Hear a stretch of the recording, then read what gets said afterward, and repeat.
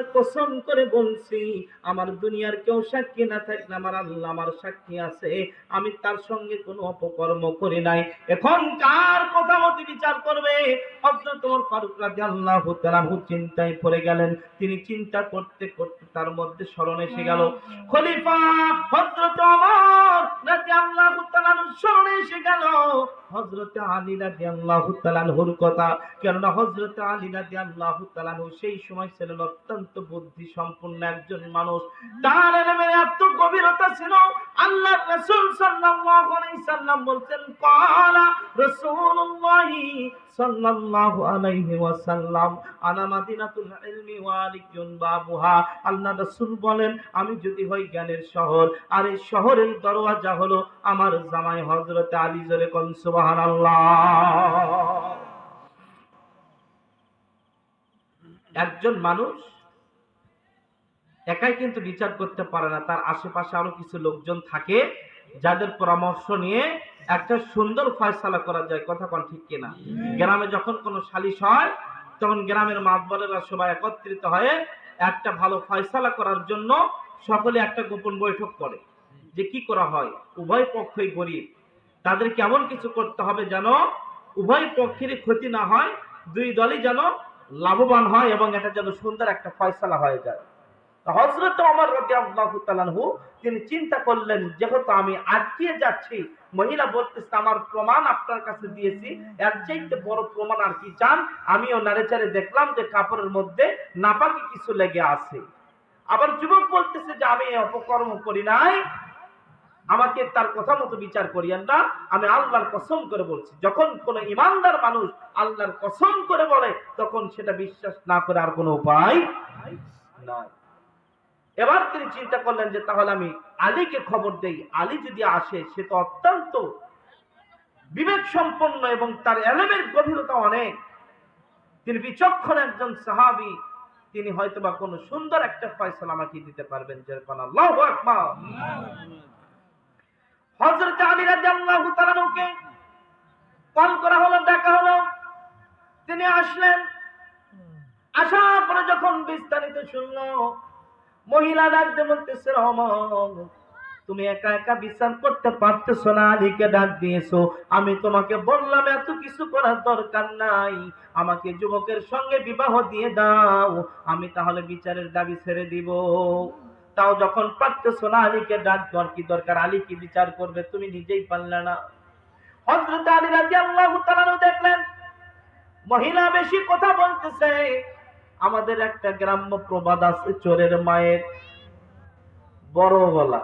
চোরের মায়ের বড় গলা, তা কথার দ্বারাই কিন্তু বোঝা যায় যে আসলে আর অপরাধ আছে না নাই। হযরত আলী রাদিয়াল্লাহু তাআলা আনহুর মধ্যে একটা সন্দেহ জাগলো যে মহিলা এত বেশি কথা বলতেছে, শুধু বিয়ে নিয়ে পাগল, বিবাহ নিয়ে পাগল, তাহলে নিশ্চয়ই ঘাবলা আছে না নাই? তিনি চিন্তা করলেন নিশ্চয়ই এর মধ্যে কোনো ঘাবলা আছে, আর সেটাকে বের করতে হলে বুদ্ধি খাটাতে হবে, হিকমত কৌশল অবলম্বন করতে হবে। হযরত আলী রাদিয়াল্লাহু তাআলা কৌশল অবলম্বন করলেন। হযরত আলী রাদিয়াল্লাহু তাআলা বলেন, আমিরুল মুমিনিন, আপনি একটা পানি গরম করার জন্য বড় পাতিল আনেন। হযরত ওমর রাদিয়াল্লাহু তাআলা রাষ্ট্রীয় কোষাগার থেকে একটা বড় পাতিল বের করলেন, বড় পাতিলে করে পানি দেওয়া হলো। হযরত আলী রাদিয়াল্লাহু তাআলা বলেন, এই পানিগুলো গরম করতে হবে, টকবক টকবক টকবক যখন বলক উঠবে সেই পানি আমার কাছে নিয়ে আসতে হবে। এবার মহিলা ডাকতে বলতেছে, আলী তোমাকেও আমি বলি, এত কষ্ট করিও না খালি খালি, ওই গরম পানির দরকার নাই। গরম পানি দিয়ে কি আমাকে ভয় দেখাবা? গরম পানির মধ্যে আমাকে চুবাইবা যেন আমি সত্য কথা বলি? আমি তো প্রমাণ সহ উপস্থিত করেছি, আমাকে আর কি সত্য কথা তুমি বলাবা? ও আলী, তুমি গরম পানি দিয়ে কি করবা? গরম পানির প্রয়োজন নাই, বিবাহ করে দিলেই তো মিটে যায়, এত কষ্ট করার দরকার নাই। হযরত আলী বলতেছেন, ও মহিলা তুমিও চুপ থাকো, তোমারও সান নাই। জোরে কোন আল্লাহু আকবার। গরম পানিতে বিচার হবে, শুনবেন? ভালো লাগতেছে? প্রিয় ভাইরা আমার, হযরত আলী রাদিয়াল্লাহু তাআলা আনহু তিনি দেখলেন আসরের সময় হয়ে গেছে। হযরত ওমর রাদিয়াল্লাহু তাআলা আনহুকে বললেন, নামাজ শেষে মসজিদের মুসল্লিদেরকে সবাইকে এলার্ট করে দিবা যেন বিচারের সময় সমস্ত মুসল্লিরা উপস্থিত থাকে। আসরের সময় হয়ে গেছে, মসজিদে নামাজ শেষ করে আসর নামাজের পর একটা বিশাল বিচার হবে। এই বিচার শোনার জন্য যেন আমাদের মসজিদের সমস্ত মুসলমান মুসল্লিরা এই বিচারে উপস্থিত হয়। বিচার করার সময় এলাকার কিছু মানুষের দরকারও কিন্তু হয়, কতক্ষণ ঠিক কিনা? বিচার দেখার জন্য কিন্তু অনেকে যায় বসে থাকে, আবার অনেকে আছে তেল তেলা গোয়েন্দা, কতক্ষণ ঠিক কিনা? মানে চেয়ার একটা পাইলেই দেখবেন খালি মুখ দিয়ে খই ফুটিচ্ছে, অথচ ওখানে যে মুরব্বীরা আছে তাদেরকে মানতেই চায় না, খালি ফাইলে ফাইলে ওঠে। ফাল মারা গোয়েন্দার আছে না নাই? প্রিয় ভাইরা আমার, হযরত আলী রাদিয়াল্লাহু তাআলা আনহু একজন বিচক্ষণ সাহাবী, আল্লাহ রাসূল সাল্লাল্লাহু আলাইহি সাল্লাম যার সম্পর্কে বলে দিলেন, আনা মাদিনাতুল ইলমি ওয়া আলিয়ুন বাবুহা, আমি যদি জ্ঞানের শহর হই আর সেই শহরে ঢোকার দরজা হলো আমার আলী। অর্থাৎ আল্লাহ রাসূল হযরত আলী রাদিয়াল্লাহু তাআলা আনহুর জ্ঞানের গভীরতা সম্পর্কে জানিয়েছেন। শুধু জ্ঞান দিক দিয়েই নয়, হযরত আলী রাদিয়াল্লাহু তাআলা আনহু তাকে আল্লাহ রাসূল সাল্লাল্লাহু আলাইহি সাল্লাম কিন্তু জামাইও বানিয়েছিলেন, নিজের মেয়েকে দিয়ে বিবাহ দিয়েছেন। হযরতে ফাতিমা রাদিয়াল্লাহু তাআলা আনহাকে হযরত আলীর সঙ্গে আল্লাহ রাসূল বিবাহ দিয়েছেন, আর আল্লাহ রাসূল সাল্লাল্লাহু আলাইহি সাল্লাম তাকে জামাই হিসেবে গ্রহণ করেছেন। আল্লাহ রাসূলকে আল্লাহ রাব্বুল আলামিন তার একটা জুব্বা দান করার জন্য আদেশ করেছিলেন যে, হে আমার নবী, আপনার পবিত্র একটা জুব্বা আলীকে দান করে দেন। আল্লাহর নবীর তিনটি জুব্বা তিনজন মহিয়সী মানুষকে আল্লাহ তাআলা দান করার কথা বলেছেন, তিনজন শ্রেষ্ঠ মানুষকে আল্লাহ তাআলা দান করতে বলেছিলেন। আমরা জানি হযরত ওয়াইস কুরনি রাদিয়াল্লাহু তাআলাকে আল্লাহ রাব্বুল আলামিন একটা জুব্বা দেওয়ার জন্য আদেশ করেছিলেন আল্লাহ রাসূলকে। অর্থাৎ আমরা জানি আল্লাহ রাসূলের একটা জুব্বা পেয়েছিলেন হযরতে ওয়াইস কুরনি, আর একটা জুব্বা পেয়েছিলেন আল্লাহ রাসূলের স্ত্রী হযরতে খাদিজাতুল কুবরা রাদিয়াল্লাহু তাআলা আনহা। কি নাম? হযরতে খাদিজাতুল কুবরা রাদিয়াল্লাহু তাআলা আনহা। খাদিজা এখনো বর্তমানে অনেক আছে, কিন্তু এই খাদিজা আর ওই খাদিজা এক নয় রে বাপজান। এই খাদিজা পশ্চিম দিকে হয়, যদি পরেও যায় ঘুরে আবার পূর্ব দিকে হয়। প্রিয় ভাইরা আমার, হযরতে খাদিজাতুল কুবরা রাদিয়াল্লাহু তাআলা আনহাকে আল্লাহ রাসূলের একটা জুব্বা দেওয়ার জন্য আল্লাহ তাআলা নিজে আদেশ করেছিলেন, এবং হযরত আলীকেও একটা জুব্বা দেওয়ার জন্য আদেশ করেছিলেন। হযরতে খাদিজাতুল কুবরা রাদিয়াল্লাহু তাআলা আনহা তিনি আল্লাহ রাসূলের একজন প্রাণপ্রিয় স্ত্রী ছিলেন। যেহেতু এলাকাতে মহিলারাও হয়তো ওয়াজ শুনতেছে, তাদের সম্পর্কেও দুই চারটি কথা না বললেই নয়, কথা কোন ঠিক কিনা? তাদেরও তো হক আছে, তাদেরও খোরাক আছে। যদি এখান থেকে ঈমান আমল তারা না পায়, কোথায় থেকে তারা ঈমান আমল গ্রহণ করবে? এই ওয়াজের মাধ্যমে অনেকেই শুনবে, অনেকে অনেক কিছু জানতে পারবে।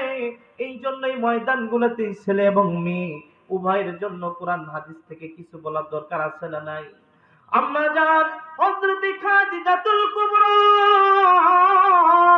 রাদিয়াল্লাহু তাআলা আনহা আল্লাহ রাসূলকে জিজ্ঞাসা করতেছেন, ইয়া রাসূলুল্লাহ, ইয়া হাবিবাল্লাহ, নবী আমার, আমি যদি মারা যাই, আমি মারা যাওয়ার পর কবর আমার সঙ্গে কেমন ব্যবহার করবে? ইয়া রাসূলুল্লাহ, যেহেতু আমি আপনার স্ত্রী, আল্লাহর কাছে যদি আপনার পরিচয় প্রদান করি, আর আল্লাহ তো জানে আমি আপনার স্ত্রী, এই ওসিলায় কি কবরের আযাব থেকে আমি মাপ পাবো নাকি? আল্লাহ রাসূল সাল্লাল্লাহু আলাইহি সাল্লাম বললেন, খাদিজা রে, আমি নবীর ওসিলা দিয়ে, আমি নবীর নাম দিয়ে তুমি কবরে মাপ পাইবা না। যদি তোমার আমল না থাকে, কবর তোমাকে চিনবে না। আল্লাহ নবী সাল্লাল্লাহু আলাইহি সাল্লাম বললেন, খাদিজা, তোমার নিজের আমল নিজেকেই করতে হবে, তাহলে আল্লাহ রাব্বুল আলামিন তোমাকে কবর আযাব হইতে মুক্তি দান করবে। খাদিজা রাদিয়াল্লাহু তাআলা আনহা বলেন, ইয়া রাসূলুল্লাহ, ইয়া হাবিবাল্লাহ, আমার যত অর্থ সম্পদ ছিল সমস্ত অর্থ সম্পদ গুলো তো আমি আপনাকে দান করেছি, আর আপনি সেই সম্পদ গুলো আল্লাহর দ্বীন প্রতিষ্ঠার জন্য আপনি আল্লাহর রাস্তায় খরচ করে দিয়েছেন, ঘরের মধ্যে একটু অবশিষ্ট রাখেন নাই। হযরতে খাদিজাতুল কুবরা রাদিয়াল্লাহু তাআলা আনহার যখন বিবাহ হলো, যখন আল্লাহ রাসূলের ঘরে তিনি চলে আসলেন, মক্কার কাফেরেরা আল্লাহ রাসূলকে এবং খাদিজাকে কটাক্ষ করতে থাকলো। খাদিজাকে ডাকতে বলে, খাদিজা, তোমাকে আমরা ভেবেছিলাম অত্যন্ত বুদ্ধিমতী, তোমাকে আমরা তো দেখেছি অনেক সম্পদের মালিক, তুমি মদিনার মধ্যে বড় একজন ব্যবসায়ী, তুমি ও খাদিজা রে, তুমি যে একজন বড় ব্যবসায়ী, এই নগরীর মধ্যে তোমার চেয়ে বড় ব্যবসায়ী কেউ নাই, আর এত বড় ব্যবসায়ী হিসেবে তোমাকে আমরা সম্মান শ্রদ্ধা করি, এবং তোমাকে আমরা প্রস্তাব করেছিলাম তোমার মতো কোন একজন বড় ব্যবসায়ীকে দিয়ে তোমার বিবাহ দিয়ে দিব, কিন্তু তুমি তারা রাজি হলে না, তুমি রাজি হয়ে গেলে একজন এতিম, যার কোনো মা নাই বাবা নাই, যার কোনো নিজের পা রাখার মতো মক্কাতে জায়গাও নাই, এমন একজন যুবকের সঙ্গে তুমি রাজি হয়ে গেলে। কি বুঝলে, কি ভাবলে, তোমার মাথা নষ্ট হয়ে গেছে। তোমাকে ভাবতাম খুব বুদ্ধিমতী, কিন্তু তুমি বুদ্ধিমতী নও, তুমি একজন বোকা মহিলা রে খাদিজা। হযরতে খাদিজা রাদিয়াল্লাহু তাআলা আনহা এই কটাক্ষগুলো শুনতে শুনতে যখন অতিষ্ঠ হয়ে গেল, তারা বলল, ও খাদিজা, তুমি মুহাম্মদকে ছেড়ে চলে আসো, এখনো সময় আছে, তোমার অর্থ সম্পদ গুলো তুমি নষ্ট করিও না, তোমার এই মক্কা নগরীতে অনেক দাম, অনেক সম্মান, এই সম্মান তুমি নষ্ট করিও না, এখনো চলে আসো, তোমাকে আমরা অনেক সম্মানে রাখি দিব, অনেক সম্মানের চেয়ার তোমাকে দিব, তোমাকে আমরা ভালোবাসবো, তোমাকে আমরা পরিচালনা করব, প্রয়োজনে তোমার চাইতে বড় ব্যবসায়ীকে দিয়ে তোমার বিবাহ দিয়ে দিব রে খাদিজা, চলে আসো। হযরতে খাদিজা রাদিয়াল্লাহু তাআলা আনহা এই কটাক্ষগুলো শোনার পর কাফেরদেরকে বলে দিল, তোমরা আমাকে কি পেয়েছো, যখন আমাকে সামনে পাও আমার স্বামীকে নিয়ে আমাকে কটাক্ষ করো, শোনো শোনো শোনো, তোমরা আমাকে যা বলেছো সেটা আমি শুনেছি, এখন আমার একটা সিদ্ধান্ত আছে, যে সিদ্ধান্ত আমি একা একা নিতে পারবো না, তোমরা যত কাফের আছো, ইহুদি নাসারা আছো, তোমাদের সকলেরই দাওয়াত, তোমরা একদিন একত্রিত হও, একটা ময়দানে সকলে উপস্থিত হও, আমার একটা ডিসিশন আছে, সিদ্ধান্ত আছে, আমি তোমাদেরকে সাক্ষী রেখে সেই ডিসিশন নিব। কাফেরেরা খুশি হয়ে গেল, ভাবতেছে আমরা কটাক্ষ করি, গালাগালি করি, হয়তো বা এবার কাজে লেগে যাবে, মুহাম্মাদের কাছে থেকে খাদিজা চলে আসবে, মনে হয় মুহাম্মদকে ডিভোর্স দিবে, তার ঘর থেকে খাদিজা চলে আসবে, এই জন্য আমাদেরকে একত্রিত হতে বলা হয়েছে। জান্দাল নামক ময়দানে একত্রিত হলো কাফেররা, সকলেই ঢোল পিটা করে দিল মক্কা নগরীতে, সকলেই তোমরা চলে আসো জান্দাল ময়দানে, আজকে মুহাম্মদ আর খাদিজার সংসার ভেঙে যাবে। দেখো দেখো, খাদিজা ভুল বুঝতে পারছে, মুহাম্মদ পাগল, মুহাম্মদ জাদুকর, মুহাম্মাদের কাছ থেকে খাদিজা আজকে ত্যাগ করে চলে আসবে, আজকে সে ডিভোর্স নেবে, এই জন্য আমাদেরকে জান্দাল ময়দানে একত্রিত হওয়ার কথা বলা হয়েছে। এবার কাফেররা একত্রিত হয়ে গেল, হাজার হাজার মক্কার কাফেররা, ইহুদিরা একত্রিত হয়ে গেল হযরত খাদিজা রাদিয়াল্লাহু তাআলা আনহা এবং আল্লাহর নবী মুহাম্মদুর রাসূলুল্লাহ সাল্লাল্লাহু আলাইহি ওয়াসাল্লাম দুইজন একত্রিত হলেন। সকল কাফেররা তাকায় আছে কখন ডিভোর্সের কথা ঘোষণা করে দিবে, কখন সেখান থেকে মুক্ত নিবে, মুহাম্মদকে ছুঁড়ে ফেলবে, এই অপেক্ষায় কাফেররা আছে। কাফেররা তাকিয়ে থাকতে থাকতে দেখতে পেল না, তারা যা ভেবেছিল তার বিপরীত কাজ হচ্ছে। খাদিজা ডাকতে বলে, ও মক্কার কাফেররা রে, তোমরা সাক্ষী থাকো, তোমরা যে বলো মুহাম্মদ গরীব, আমি খাদিজা ধনী, আমার অনেক অর্থ সম্পদ আছে, আজকে থেকে তোমরা সাক্ষী থাকো, আমার যত সম্পদ আছে, আমার সমস্ত সম্পদ গুলো আমি আমার স্বামী মুহাম্মাদের নামে লিখিয়ে দিলাম। জোরে বলা যাবে কি সুবহানাল্লাহ। বর্তমানে কিছু মহিলা আছে, স্বামীকে বলতেছে যদি এই বাড়ির জায়গা আমার নামে লিখে না দাও আর আমি থাকবো না, এমন সংসার আছে না নাই? বলতেছে আমাকে যদি তোমার টাকা পয়সা ব্যাংকে যা আছে আমার নামে না দাও, তোমার বাড়িতে থাকবো না, এমন আছে না নাই? অনেক এরকম মহিলা আছে, কিন্তু মা ও বোন, দেখো তোমাদের দ্বারা একটা ঘর জান্নাতি ঘর হইতে পারে, আবার তোমাদের জন্য একটা ঘর দোজখে পরিণত হইতে পারে। কথা কোন ঠিক কিনা? একজন রমণী, একজন মহিলা যদি ভালো হয়, একজন মা যদি ভালো হয়, একজন স্ত্রী যদি ভালো হয়, তাহলে একটা ঘরকে জান্নাতের টুকরায় পরিণত করা সম্ভব হয়। আর একজন মহিলা যদি খারাপ হয়, একজন মা যদি খারাপ হয়, একজন স্ত্রী যদি খারাপ হয়, একটা ঘরকে জাহান্নামের টুকরা বানাইতে সময় লাগে না। কথা কোন ঠিক কিনা? প্রিয় ভাইরা আমার, আল্লাহর নবীর নামে সমস্ত সম্পদগুলো হযরত খাদিজা দান করে দিল, আর বলল তোমরা সাক্ষী থাকো রে, সাক্ষী থাকো, আমি খাদিজার সমস্ত সম্পদগুলো আমি মুহাম্মাদের নামে দান করে দিলাম, আমার হাতে আর কিছুই রাখলাম না। আগামী কাল থেকে তোমরা কেউ বলতে পারবে না ও খাদিজা তোমার অনেক সম্পদ আছে, মুহাম্মাদের কিছুই নেই, সেখান থেকে চলে আসো। বরং আজ থেকে সমস্ত সম্পদ আমার স্বামীর নামে হয়ে গেল, আর আমি খাদিজার হাত ফাঁকা হয়ে গেল, কিছুই থাকলো না। আল্লাহ রাসূলের এই স্ত্রী হযরত আয়েশা সিদ্দিকা রাদিয়াল্লাহু তাআলা আনহা তিনি বর্ণনা করেন, আল্লাহর নবী যখন ইন্তেকাল করেন, তার ঘরের মধ্যে চুলায় আগুন জ্বালানোর মতো অথবা বাতিতে আগুন জ্বালানোর মতো সামান্য কিছু তেল ব্যতীত আর অন্য কিছু ছিল না। তাহলে এগুলো কি করলো? আল্লাহ রাস্তায় দান করে দিয়েছে। হযরতে খাদিজা রাদিয়াল্লাহু তাআলা আনহা আল্লাহ রাসূলের প্রেমে সমস্ত অর্থ সম্পদগুলো দান করে দিলেন।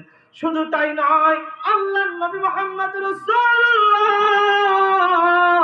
সাল্লাল্লাহু আলাইহি ওয়াসাল্লাম তিনি যখন নবুয়ত প্রাপ্ত হলেন, তিনি যখন পাহাড়ে গিয়ে ধ্যানমগ্ন অবস্থায় থাকতেন, ওই পাহাড়টা বিশাল বড় একটা পাহাড়, যেখানে একজন পুরুষ মানুষ উঠতে উঠতে তার শরীরের এমন অবস্থা হয়, শরীরের প্রত্যেকটা লোমের গোড়া গোড়া দিয়ে পানি বের হয়, অর্থাৎ শরীরটা ঘামাক্ত হয়ে যায়, শরীর ঘেমে পড়ে যায়। এমন কঠিন একটা রাস্তা পাহাড়ে ওঠার জন্য মা খাদিজাতুল কুবরা রাদিয়াল্লাহু তাআলা আনহা তিনি প্রত্যেকটা দিন আল্লাহর নবীর জন্য সেখানে খাবার নিয়ে যাচ্ছিলেন, আল্লাহর নবীকে তিনি সেখানে গিয়ে খাওয়ায়া আসতেছিলেন। আল্লাহর নবী সেখানে ধ্যানমগ্ন অবস্থায় ছিলেন, আল্লাহর নবী সেখানে মানুষের মুক্তির জন্য আল্লাহর সাথে দিদার করতেন। আল্লাহ রাসূল সাল্লাল্লাহু আলাইহি সাল্লাম সেখানে খাবারের জন্য বাড়িতে আসতে হইতো না। স্ত্রী ভাবতো, হযরতে খাদিজা রাদিয়াল্লাহু তাআলা আনহা ভাবতো, আমার স্বামী সেখানে আছে, সেখান থেকে না আসুক, সেখানে থাক, কেননা তিনি সর্বপ্রথম ঈমান গ্রহণ করেছে। হযরতে খাদিজাতুল কুবরা আমার নবীর প্রেমে, আমার নবীর ভালোবাসায় সিক্ত হয়ে আমার রাসূলকে তিনি তার জীবন প্রাণ মন দিয়ে ভালোবেসেছেন। তিনি ওই পাহাড় বেয়ে খাবার নিয়ে যায়, এই খাবার নিয়ে যাইতে যাইতে হযরতে খাদিজাতুল কুবরা রাদিয়াল্লাহু তাআলা আনহা চোখ দিয়ে পানি বের হচ্ছিল, কিন্তু আল্লাহ রাসূলের কাছে যাওয়ার সাথে সাথে চোখের পানিগুলো আবার মুছে ফেলতেছিলেন, যেন আল্লাহ রাসূল দেখে কষ্ট না পান, এই জন্য তিনি এই অবস্থা করতেন। আল্লাহর নবী সাল্লাল্লাহু আলাইহি সাল্লাম তিনি খাদে আল্লাহর কাছে তার স্ত্রীর জন্য দোয়া করতেন। এরকম করে যখন শেষ দিন আল্লাহ রাসূলের কাছে খাবার নিয়ে গেছে, আল্লাহ রাসূলের কাছে জিবরাইল আমিন এসে হাজির হয়ে গেছে, হাজির হয়ে বলতেছে, ইয়া রাসূলুল্লাহ, ইয়া হাবিবাল্লাহ, নবী গো আপনি কি জানেন আপনার খাদিজার প্রতি আমার আল্লাহ সন্তুষ্ট হয়ে গেছে। ইয়া রাসূলুল্লাহ, ইয়া হাবিবাল্লাহ, নবী আমার,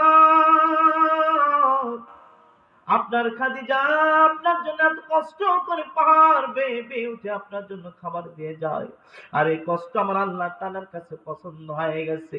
আমার আল্লাহ রাব্বুল আলামিন আপনার খাদিজাকে সালাম জানিয়েছে।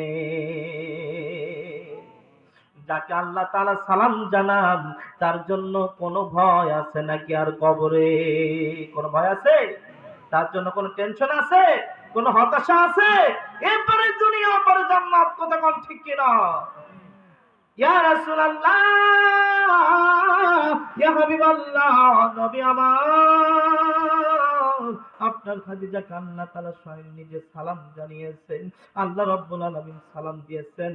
আল্লাহ রাসূল সাল্লাল্লাহু আলাইহি সাল্লামের কাছে জিবরাইল বলেন, ইয়া রাসূলুল্লাহ, নবী আমার, যার উপরে আল্লাহ তাআলা স্বয়ং খুশি হয়ে গেছেন, আমি জিবরাইল তার প্রতি খুশি হয়ে গেছি, আমার সালামটাও আপনি আপনার স্ত্রীকে জানায়া দেবে। দেখেন, স্বামীর খেদমত করার কারণে আল্লাহ খুশি হয়, ফেরেশতারা খুশি হয়, আল্লাহ রাব্বুল আলামিন তাদেরকে সালাম জানায়, ও মা, তুমি কেন খাদিজার মতো হতে পারবা না? তুমি কেন আয়েশার মতো হতে পারবা না? তুমি কেন হযরত সুমাইয়া রাদিয়াল্লাহু তাআলা আনহার মতো হতে পারবা না? তুমি কেন ফাতিমার মতো মা হইতে পারবা না? কেন তাদের মতো একজন স্ত্রী হতে পারবা না রে মা? এই দুনিয়া তো দুদিনের জিন্দেগি, যখন তুমি মারা যাবা চোখটা বন্ধ হয়ে যাবে, নিঃশ্বাসটা বন্ধ হয়ে যাবে, পাড়া প্রতিবেশী আসবে, আত্মীয় স্বজন আসবে, তোমার নাক থেকে স্বর্ণের ফুলটা খুলে নেওয়া হবে, তোমার কান থেকে স্বর্ণের দুলটা খুলে নেওয়া হবে, গলা থেকে স্বর্ণের হাতটা খুলে দেওয়া হবে, শরীর থেকে সুন্দর রেশমি কাপড়গুলো খুলে দেওয়া হবে রে মা। ওই কবরে তোমার কাছে কেউ থাকবে না। দুনিয়াতে যেইটুকু ভালো কাজ করে যাবা রে মা, এইটুকুই তোমার জন্য কবরে যাবে। কেন মা তুমি ভালো হবে না? কেন মা তুমি তোমার স্বামীকে নামাজের জন্য হুকুম করবে না? কেন মা তুমি তোমার স্বামীকে হালাল কামার জন্য তুমি আগ্রহ জাগাইবা না? কেন মা তুমি তোমার সন্তানকে নামাজের জন্য প্রস্তুত করে দাও না? কেন মা তুমি তোমার সন্তানকে হালাল পথে চলার জন্য ট্রেনিং করাও না? ও মা, ফজরের সময় কেন তোমার সন্তানকে ঘুম থেকে জাগাও না? বড় ঠান্ডা লাগে, কষ্ট লাগে বলে সন্তানের প্রতি তোমার মায়া হয়, কিন্তু এই সন্তানকে যখন আল্লাহ তাআলা জাহান্নামে দিবে রে মা, কেমন করে তুমি সহ্য করবা? দুনিয়ার সামান্য পানি ঠান্ডা তোমার সন্তানকে লাগবে, এটা তোমার সহ্য হইতেছে না। কেমন করে ওই জাহান্নামের আগুনের মধ্যে তোমার সন্তানকে ফালাইলে তুমি সহ্য করবে রে মা? এই দুনিয়ার সামান্যতম কষ্ট তোমার সন্তানকে কেন তুমি সহ্য করাও না? দিনের পথে কেন তোমার সন্তানকে চলার জন্য তুমি আদেশ করো না? মা, কেন তুমি তোমার সন্তানকে দিন শিক্ষার জন্য তুমি গুরুত্ব দাও না? ও মা, তোমার মতো মা ছিল খাদিজা। দেখো দেখো, আমার আল্লাহ তাকে সালাম জানিয়েছেন। শুধু তাই নয়, এবার হযরতে খাদিজাতুল কুবরা রাদিয়াল্লাহু তাআলা আল্লাহ রাসূলের কাছে উপস্থিত হয়ে গেলেন খাবার নিয়ে। আল্লাহর নবী ডাক দিয়ে বলতেছে, খাদিজা, তোমার জন্য সুসংবাদ, তোমার জন্য সুসংবাদ। তিনবার বললেন তোমার জন্য সুসংবাদ। হযরতে খাদিজা বলেন, ইয়া রাসূলুল্লাহ, ইয়া হাবিবাল্লাহ, কি সুসংবাদ আমাকে আপনি জানাবেন? আপনাকে যে আমি স্বামী হিসেবে পেয়েছি, এর চাইতে বড় সুসংবাদ আমার কাছে দুনিয়ার আর কিছুই নাই। আল্লাহর নবী ডাক দিয়ে বলে, খাদিজা, দুনিয়ার কোন সুসংবাদ নয়, পরকালের জন্য সুসংবাদ আছে তোমার কাছে। আল্লাহর নবী ডাকতে বলতেছে, রে খাদিজা, তুমি প্রত্যেকটা দিন এই পাহাড় পায়ে যখন আমার কাছে তুমি আসো, এই পাহাড়টা বনের সময় তোমার যে কষ্ট হয়, তুমি যে চোখ থেকে পানি বের করে পানিগুলো মুছে আমার সামনে ফ্রেশ হয়ে আসো, যেন আমি বুঝতে না পাই তোমার কষ্ট হয়েছে। ও খাদিজা, তোমার এই আমলটা আমার আল্লাহর কাছে এত পছন্দনীয় হয়েছে, আমার আল্লাহ তোমাকে সালাম জানিয়েছে রে খাদিজা। হযরতে খাদিজা রাদিয়াল্লাহু তাআলা আনহা তিনি দু চোখের পানি ছেড়ে দিয়েছেন আনন্দে। মানুষের চোখের পানি কিন্তু দুই ভাবে বের হয়, একটা হয় অতি কষ্টে, অতি কষ্টের কারণে চোখ দিয়ে পানি বের হয়, আরেকটা মুহূর্তে যখন আনন্দ হয় তখনও কিন্তু মানুষের চোখ দিয়ে পানি বের হয়। মানুষের চোখের পানি কিন্তু দুইটা জিনিস প্রকাশ করে, একটা হলো আনন্দ, আরেকটা হলো কষ্ট। কথা কোন ঠিক কিনা? যখন সন্তানের ভালো কিছু হয়, সন্তান যখন ভালো কিছু করে, তখন কিন্তু অনেক মা বাবা আছে সন্তানকে কোলের মধ্যে নিয়ে চোখের পানি ছেড়ে দেয়। কথা কোন ঠিক কিনা? কেননা এই সময় বাবার বড় গর্ব হয়, বাবার মনের মধ্যে বড় আনন্দ হয়, আমার ছেলে আজকে করেছে, আমার ছেলে পরীক্ষায় ভালো রেজাল্ট করেছে, আমার ছেলে ভোটে পাস করেছে, আমার ছেলে একজন ভালো নেতা হয়েছে, আমার ছেলের জন্য এলাকার মানুষ সুনাম করে, এটা আমার গর্ব। আমার ভাইরা, হযরতে আম্মা জান হযরতে খাদিজাতুল কুবরা রাদিয়াল্লাহু তাআলা আনহা দু চোখের পানি ছেড়ে দিয়ে বলতেছে, ইয়া রাসূলুল্লাহ, ইয়া হাবিবাল্লাহ, আমার জীবন সার্থক হয়ে গেছে যখন আপনাকে আমি স্বামী হিসেবে পেয়েছি। ইয়া রাসূলুল্লাহ, আপনার কারণেই তো আজকে আল্লাহর পক্ষ থেকে আমি সালাম পেয়েছি। আপনার জন্যই তো আল্লাহ আমাকে সালাম জানিয়েছেন। আমার আল্লাহর সালামের জবাব দেওয়ার মতো আমার মুখের ভাষা নাই। ইয়া রাসূলুল্লাহ, আমার পক্ষ থেকে আপনি সালাম নিয়ে নিন। সালামুন আলাইকুম তিবতুম ফাদখুলুহা খালিদিন। আল্লাহ আল্লাহ, এই যে শিরি আস্ত নাম, শির শাকর মিকুনত জানাম তামাম। আউলিয়ারা কারে উকবায় খতিয়ার, জাহেলারা করে দুনিয়ায় খতিয়ার। খাকবাত আব আতিশ বন্দান, বা মানে তো জিন্দা বা হুকুমরদান। আল্লাহ নবীর স্ত্রী হযরত খাদিজাতুল কুবরা রাদিয়াল্লাহু তাআলা আনহা এত কিছু পাওয়ার পর কবরকে এত ভয় করতেন। আল্লাহ রাসূলকে ডাক দিয়ে বলেন, ইয়া রাসূলুল্লাহ, ইয়া হাবিবাল্লাহ, নবী আমার, ইয়া রাসূলুল্লাহ, কবরে যখন যাব আমাকে তো বড় ভয় লাগে। কেননা কবর হলো প্রথম স্টেশন।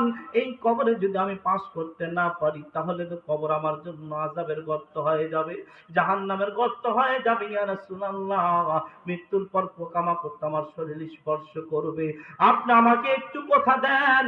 ইয়া রাসূলুল্লাহ, ইয়া হাবিবাল্লাহ, কোনদিন আপনার কাছে আমি কিছু চাই নাই, কিন্তু মৃত্যুর পূর্ব মুহূর্তে আপনার কাছে আমার একটি চাওয়া, আমার একটি পাওয়া আপনি পূরণ করবেন কিনা? বলে কি? বলে, ইয়া রাসূলুল্লাহ, ইয়া হাবিবাল্লাহ, আপনার কাছে আমি দুইটি জিনিস চাবো। আমি আপনার কাছে এক নম্বরে চাবো আপনার পুরাতন জুব্বা দিয়ে আমাকে দাফন করাবেন। আর দুই নাম্বার যেটা চাবো, আমাকে কবর দেওয়ার পর মানুষ আমার কবর ছেড়ে চলে যাবে, কিন্তু আপনি রাসূল আমার কাছ থেকে আসতে পারবেন না ততক্ষণ পর্যন্ত, যতক্ষণ পর্যন্ত আমার কবরের সওয়াল জবাব শেষ না হবে। আল্লাহ নবী ডাকতে বললেন, ও খাদিজা,